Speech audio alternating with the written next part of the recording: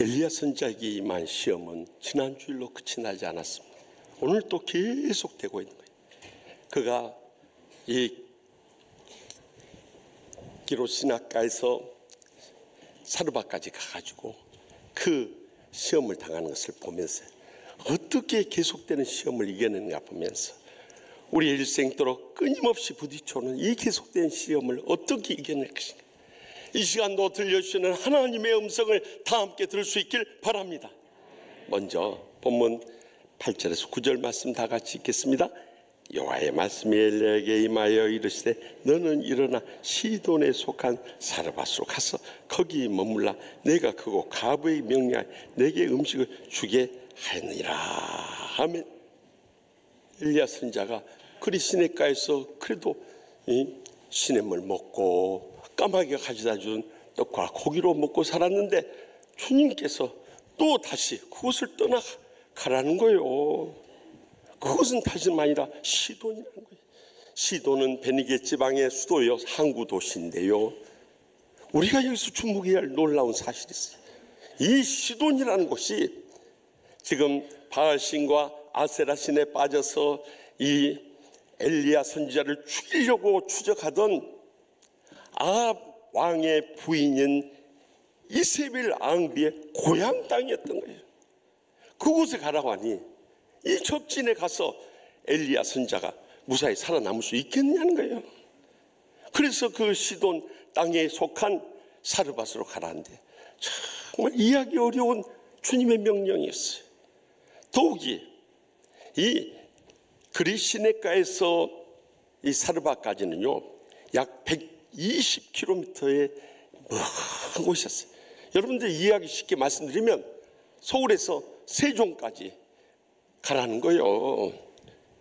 우리나라처럼 이렇게 날씨가 사만사원의 온화한 날씨도 아니고요. 그것은 사막지대 무더운 날씨.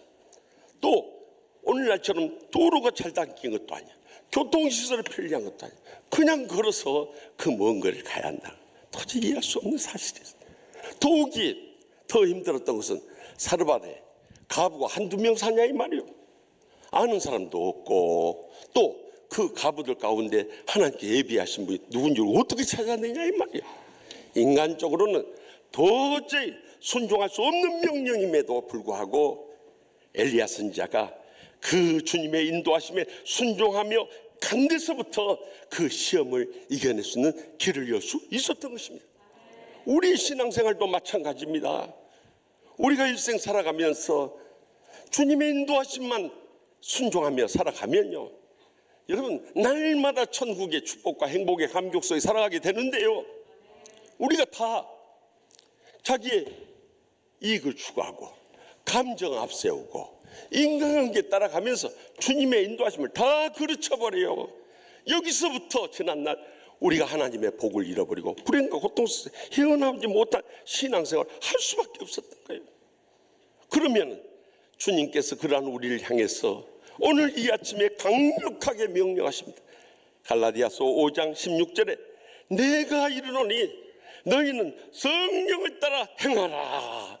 그리하면 육체의 욕심을 이루지 아니하리라 하고 분명히 약속하세요. 성령님만 따라가면 육체의 욕심 이루지 않는다는 거예요. 그러면 우리가 성령님 안 따르고 육체의 욕심을 이룬다는 것을 어떻게 할 수 있냐? 그 다음 갈라디아서 5장 19절에서 21절 나오는 육체의 이 열매들을 보면 우리 금방 알 수 있는 거예요. 뭐라고 나옵니까?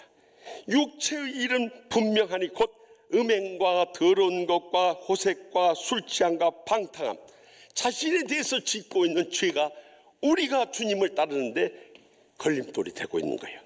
뿐만 아니라 하나님께 대해서 지은 죄가 우상 숭배와 주술과 이단을 좇는 거예요. 지금도 무속신앙에 빠진 사람들 얼마나 많이 있어요. 이단에게 속아서 지금 멸망의 길로 가는 사람들이 우리 주위에 얼마나 많이 있냔 말이에요. 그뿐만 아니라 이웃에 대해서도 원수 매증과 분쟁과 시기와 분냉과 당짓는 것과 분열함과 투기하는 것, 다 이웃에 대해서 죄를 짓고 있으면서도 그것조차도 깨닫지 못하고 내가 하나님의 뜻을 따른 줄 알고 하나님의 의를 내세운 줄 알고 하나님의 영광을 이룬 줄로 착각하고 있어요. 이거 사탄이 다 속는 거예요. 그 결과는 어떻게 되느냐? 거기 말해 또 그와 같은 것들이라 전에 너에게 경계한 것 같이 경계하노니 이런 일을 하는 자들은 하나님의 나라를 유업으로 받지 못할 것이요. 한마디로 말하면 천국 못 들어간다 이 말이에요. 그런데 이런 일을 행하도록 내버려 둔다면요, 그건 죄종이 아닌 거예요. 먹고 살기 위해서 목회하는 직업 목사임에 틀림이 없는 거예요. 적어도 선한 목자라면 한 생명이라도 지옥 굶어서 건져내야 할 거 아니에요. 우리가 평생도록 신앙생활하고 천국에 이르게 됐는데 천국에 서로 없으면 어떻게 할 거예요? 지금까지 평생 신앙생활한 거 다 종교생활했던 거예요. 잘못 믿고 잘못 행하고 잘못 죽음의 길로 빠져들었던 거예요. 그렇기 때문에 이 땅에 사는 동안 우리가 다 치유받고 충만하고 행복하게 천국 삶을 누린 사람들만이 영원한 천국에 들어가게 될 줄 믿으시기 바랍니다. 그래서 우리는 이러한 자신에 대한 죄, 하나님께 대한 죄, 이웃에 대한 죄까지도 철저히 끊어버리고 벗어날 수 있길 바랍니다. 계속해서 본문 10절에서 11절 말씀 다 같이 읽겠습니다. 그가 일어나 사르밧으로 가서 성문에 이를 때 한 가부가 곳에서 나무가지를 줍는지라 이에 불러 이르되 청하건대 그릇에 물을 조금 가져다가 내가 마시게 하라. 그가 가지러 갈 때 엘리야가 그를 불러 이르되 청하건대 내 손에 떡 한 조각을 내게로 가져오라 하며 엘리야 선지자가 막막한 심정으로 사르밧 성에 이르게 됐는데요, 하나님께서는 우리 앞에 다 예비하시고 친히 인도하여 주시고 역사해 주시고 영광도 주시는 것입니다. 염려 아무것도 없어요, 여러분. 그래서 저는 어떤 환난 고통수도 염려 안 합니다. 낙심 안 합니다. 절망 안 합니다. 왜냐하면 하나님 살아계시고요, 우리 뜨겁게 사랑하시고요, 우리를 통해서 영광을 주시길 기뻐하시기 때문이에요. 그랬더니 성에 이르기자마자 거기서 이 뗄감에 쓸 나뭇가지를 줍는 과부가 있네요. 이런 역사가 어떻게 난? 그러자 엘리야 선지자는 그 여인이 하나님께서 예비하신 과부인가 알아보고 싶었어요. 물론 그 120여 킬로미터를 멀리 걸어왔으니 얼마나 목이 말랐겠어요. 그래서 물을 좀 달라 한 거예요. 그때 당시 가뭄이 계속되기 때문에 자기 마실 물도 없는데 그 물을 대접한다는 특별한 믿음과 또 준비됨이 없이는 불가능해요. 그런데 그 물을 가지러 가는 거예요. 그때 정말 이 여인이 하나님께서 예비하신 사르밧 과부인가 더 확실히 알길 원해서 그러면 간 김에 떡도 한 조각 가져오시오. 근데 가져온다고 하나요? 그러니 얼마나 마음속에 이 여인이 하나님께서 예비하신 사르밧 과부구나 금방 알아차린 거예요. 그런데 여러분 본문을 읽을 때 우리가 주목해야 할 말씀이 10절 하반절과 11절 하반절에 나오고 있어요. 청하건대 그릇에 물을 조금 가져다가 내가 마시게 하라.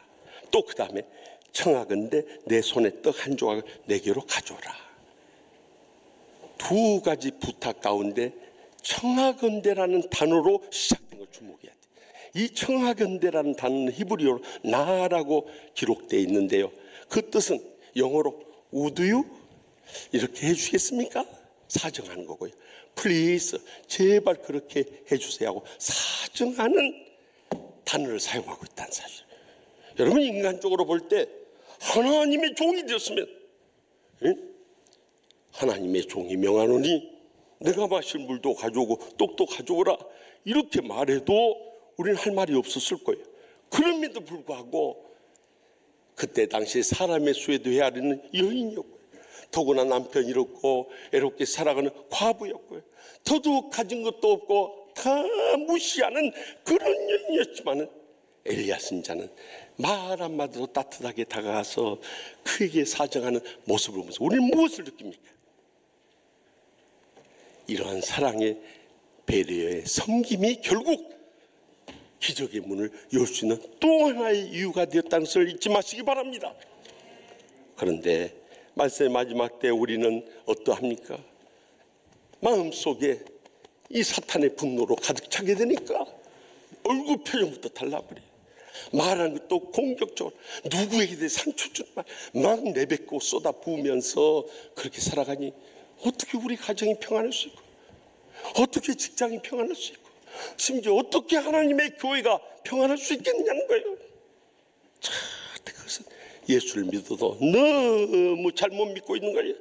그래서 갈라디아서 5장 13절에서 15절에 분명히 말씀하십니다.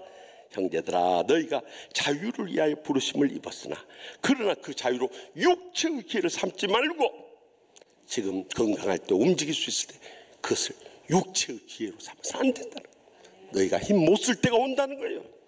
그렇기 때문에 오직 사랑으로 서로 종노를 하라는 거예요. 아멘. 온 율법은 내 이웃 사랑하기를 내 자신같이 하라 하신 한 말씀에서 이루어진다. 만일 서로 물고 먹으면 피차 멸망할까 조심하라. 여러분, 우리가 다른 거 다 잘했다고 큰 소리 칠지 몰라도 이웃 사랑 못하면 다 무너져 버린 거예요. 근데 다 다른 거 못했다 할지라도 정말 주님의 사랑을 받은 자로서 원수도 사랑하고 이웃 사랑하면 그 사람은 다 하나님 말씀을 지켜 행하는 것이 바라지 않습니까? 우리가 물고 먹으면 상대방 죽을 줄 알자만요, 하나님이 지켜주기 때문에 안 죽어요. 오히려 그러다가 내가 죽어버리는 거예요. 그렇기 때문에 우리는 어떤 수로도 사랑으로 섬기할 때, 여러분, 우리가 이 땅에 천년 만년 사는 것이 아니에요. 언제 하나님 부르실지 모르는 거예요. 그렇기 때문에 우리는 더욱더 베드로전서 3장 8절에 9절의 말씀에 귀를 기울여야 하는 것입니다. 마지막으로 말하노니 너희가 다 마음을 같이하여 동정하며 형제를 사랑하며 불쌍히 여기며 겸손하며 악을 악으로 욕을 욕으로 갚지 말고 도리어 복을 빌라. 이를 위하여 너희가 부르심을 받았으니 이는 복을 이어받게 하려 하십니다. 분명히 증거하지 않습니까? 여러분들이 정말 복받기 살고 원하고 자손들이 잘 되고 원하면 이제는 남 해하고 상처 주고 불행하게 만들어서 안 되는 거예요.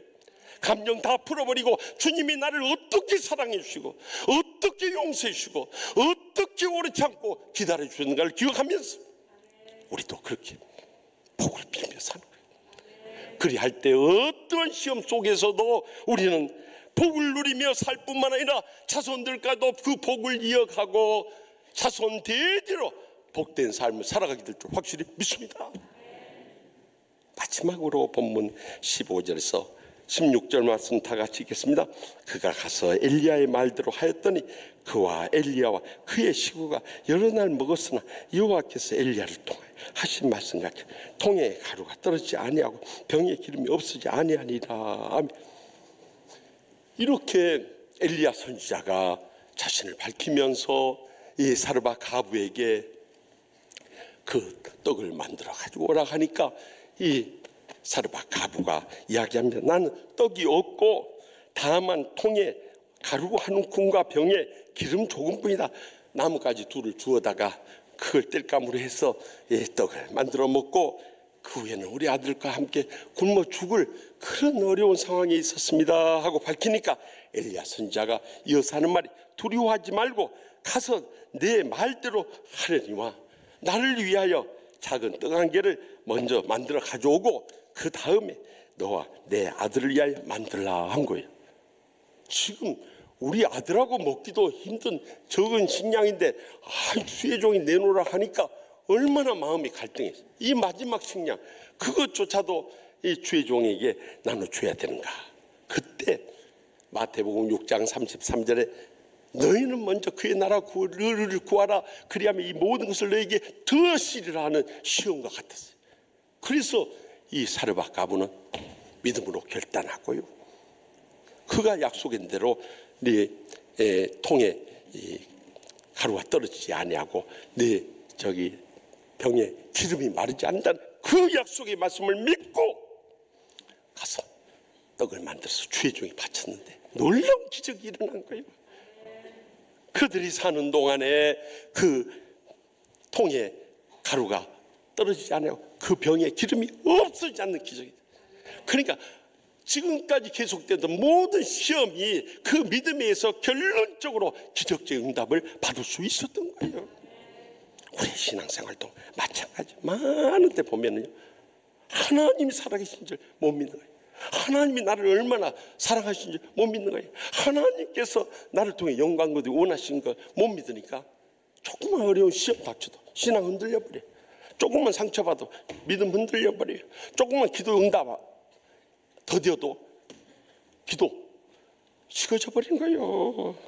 그러나 여러분 분명히 기억해야 할 것은 오늘 구주 강림절 넷째 주일, 이제 성탄절을 앞두고 있습니다마는 미가서 5장 2절 말씀 보면 예수님이 탄생할 장도 베들레헴을 이미 밝혀주고, 또 그가 이 유다 지파에서 나실 것을 예언해 놓으시고, 또 이사야 7장 14절에 보면은 예수님이 동정녀 탄생하실 것을 예언해 놓으셨고요. 또 뿐만 아니라 그의 별명이 임마누엘 될 것을 다 예언해 놓았던 거예요.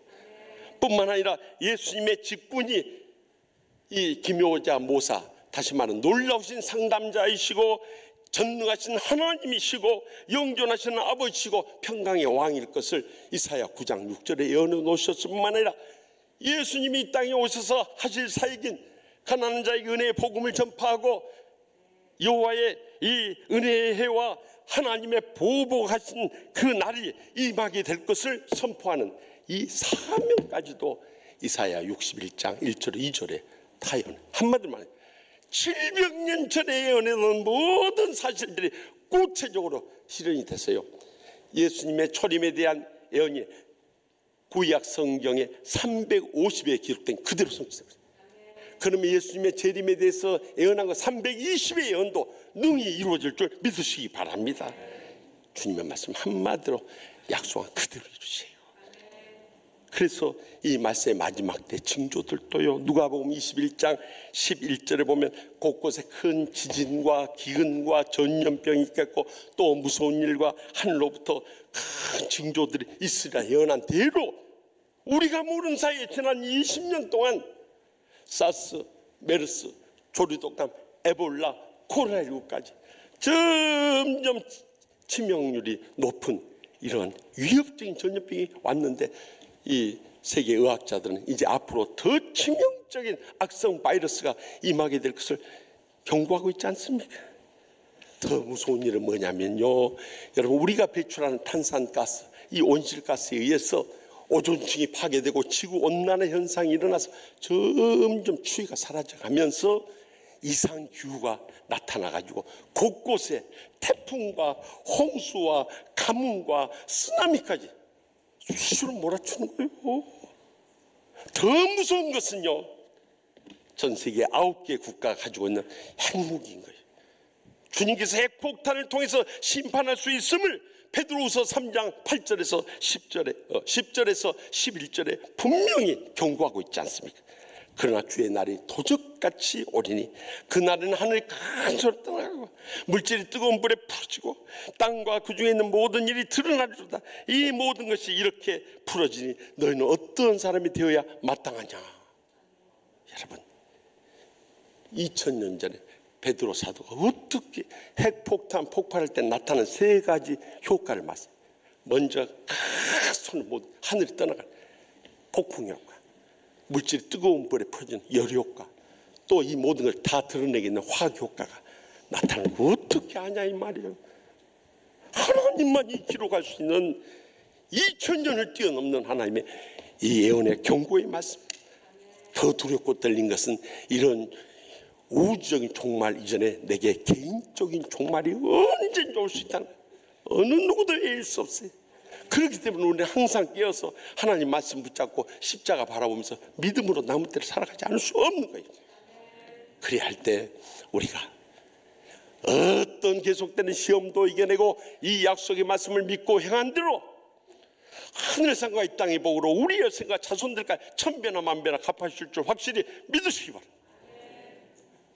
저는 지난 월요일 강의 다 마치고 저녁 늦게 참 가기 싫은 신방을 가야 했습니다.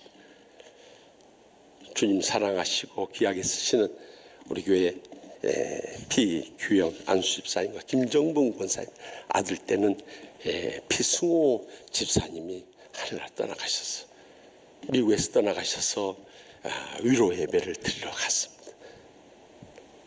피해 집사님은 우리 하옥동에서 어렸을 때 자라났습니다만은 어렸을 때부터 하체가 튼튼하고 발이 크고 또 통뼈에다가 힘이 얼마나 센지 중학교 때 레슬링을 시작했습니다. 고등학교 때는 우리 세수절 올로 장로님이 심호하시는 강서고등학교 나올 정도로 전국의 각종 레슬링 대회에서 아주 석권할 정도로 아주 뛰어난 그런 선수여서 한국체육대학교에 갔습니다. 거기서 졸업하고 나서 교사 자격증을 얻어가지고 용산 국제학교에서 가르쳤어요. 얼마나 신앙이 신실한지요. 학교에서 가르치면서도 애들 전도한 일에 바빠서 애들을 몰고 교회로 다 몰고 올 정도로 그렇게 열심히 했었어요. 제가 치유하는 교회 온 뒤로 그때 이미 우리 비집사님은 미국 유학을 떠나서 더 넓은 세계 더 많은 학문을 배우고자 볼 스테이트 유니버시티라고 하는 저기 인디애나 주립대학교에 가서 이제 교육학으로 EDD 교육학 박사가 되어 가지고 우리 한동대학교 국제학교 교장으로 부임하게 되면서 그때 우리 교회를 찾아와서 저는 알게 되었고 그 뒤로 부조한종이 주례해서 결혼까지 하게 되고 그리고 이곳에서 사명 다 마치고 미국의 워싱턴주에 있는 시애틀의 형제교회에서 대안학교 하는데 거기 교장으로 스카웃이 되고 또 그곳뿐만 아니라 다른 대안학교를 개척하고 또 베트남까지 개척하는 가운데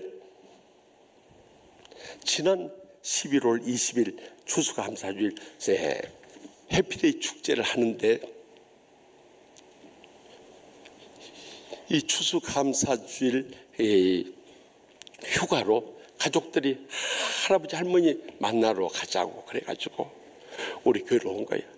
제가 그날 말씀을 전하다가 2부 예배 때문에 저쪽에 이렇게 딱 앉아 있더라고요. 그래서 지금 저기 미국에서 가르치는데 어떻게 왔지? 그랬더니 그런 사연 때문에 왔었어요. 그런데 그것이 마지막 고국 방문일 줄 누가 알았겠습니까? 아마 하나님께서 너 하늘나라 오기 전에 마지막으로 부모님 찾아뵈라 그랬던 것 같아요. 한편으로는 정말 비집사님의 지난날 그 착하고 충성된 종의 삶에 대해서 감사하고요. 또 그 부모님 이루어갈 수 있었다는데 감사하고 감격하면서 돌아올 수 있었어요. 사랑하는 성도 여러분, 이것이 인생이에요.